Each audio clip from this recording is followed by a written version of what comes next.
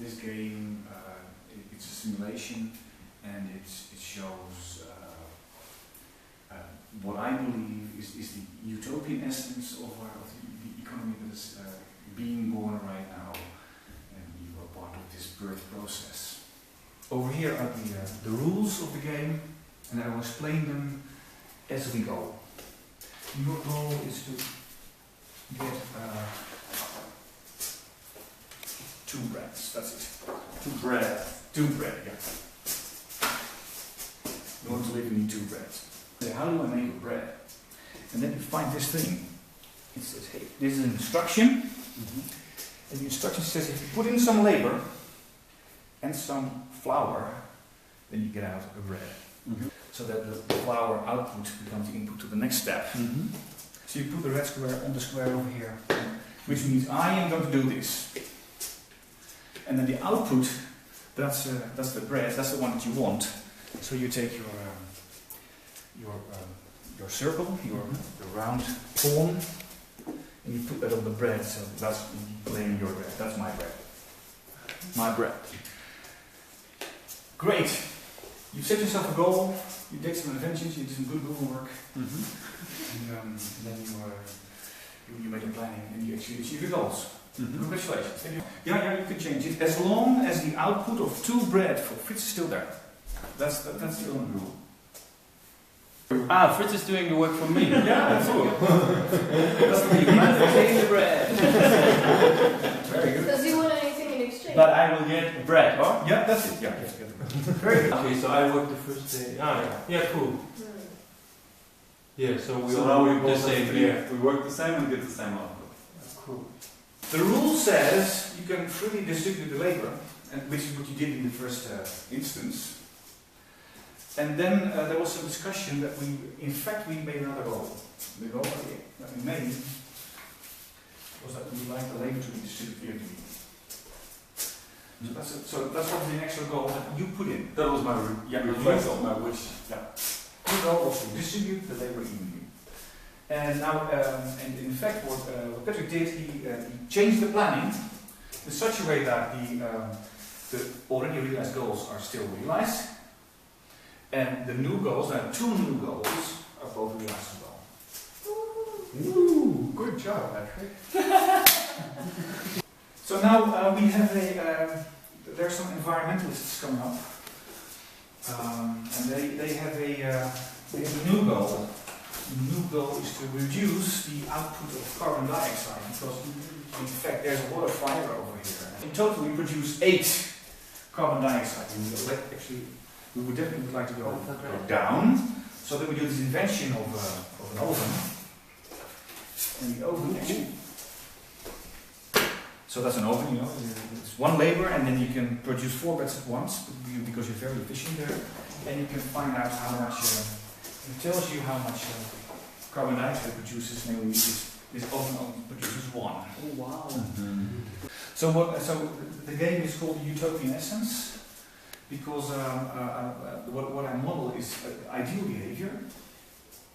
And the ideal behavior is that you take what you need, instead of whatever you need. And Gandhi said this was enough for everybody's needs, but not for everybody's greeds.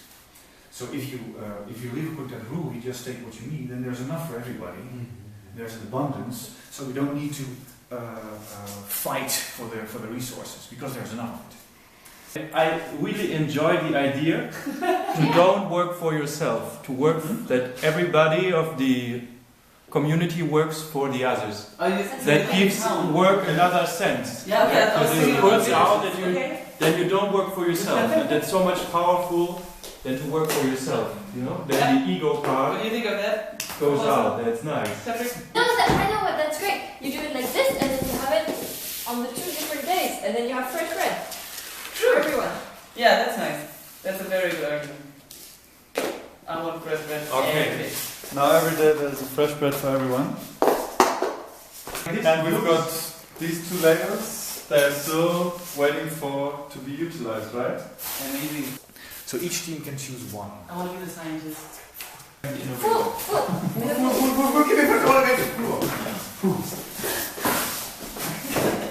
can I just make a basic decision here? We got a windmill, and there's only one labor to be utilized, and then we can have a lot of spare labor, which we can use for the rest. We should totally build a windmill. Should we do that? Yeah. One windmill or two? Who's gonna work in the windmill? I can do that.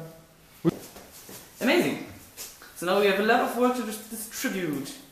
He's like not the owner. He's like the steward. No, I like it. Can you Claim it. Yeah. Great. Well, you've done it. Thank you very much. This is the end of the simulation. So now we come to the part where we try and figure out what happened here. So I have at least two questions probably more coming up. The first question is, in which way does this resemble our current economy?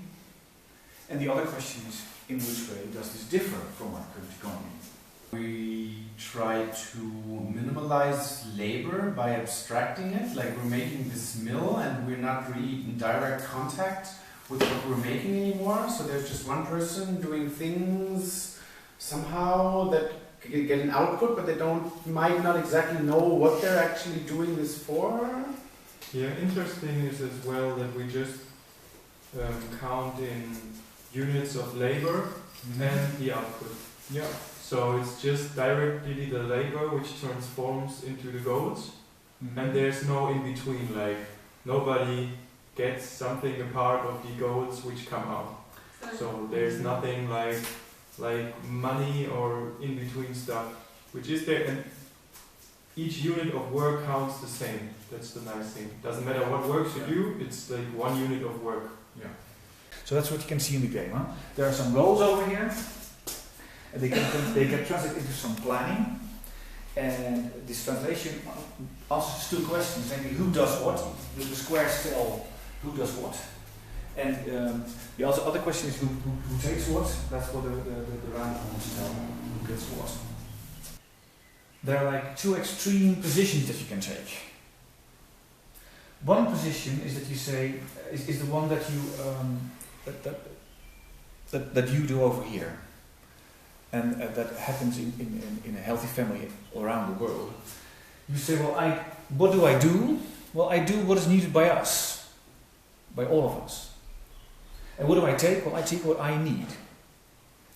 And the important thing is that if you answer these questions in this way, then you answer each of these questions with a balance. The other extreme is what we see in harsh negotiations.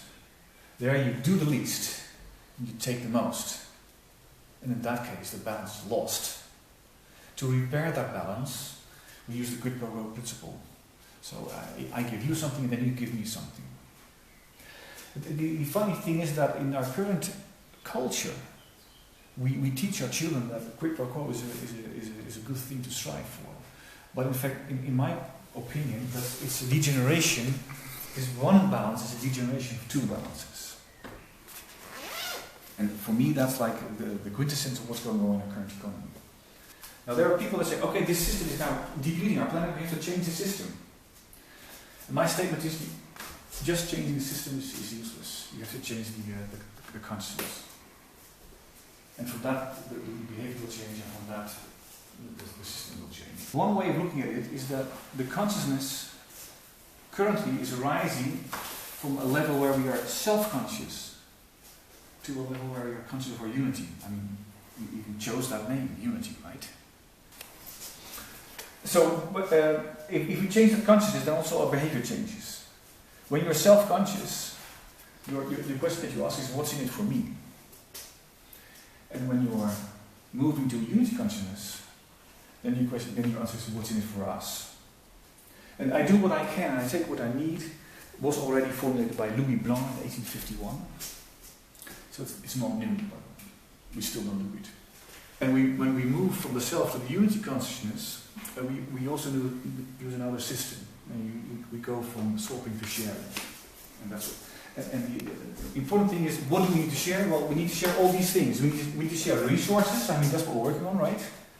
But you also need to share our planning and our goals. And when you share your goals, that's called solidarity, right? In current economy, we use our labor both to produce and to allocate the production.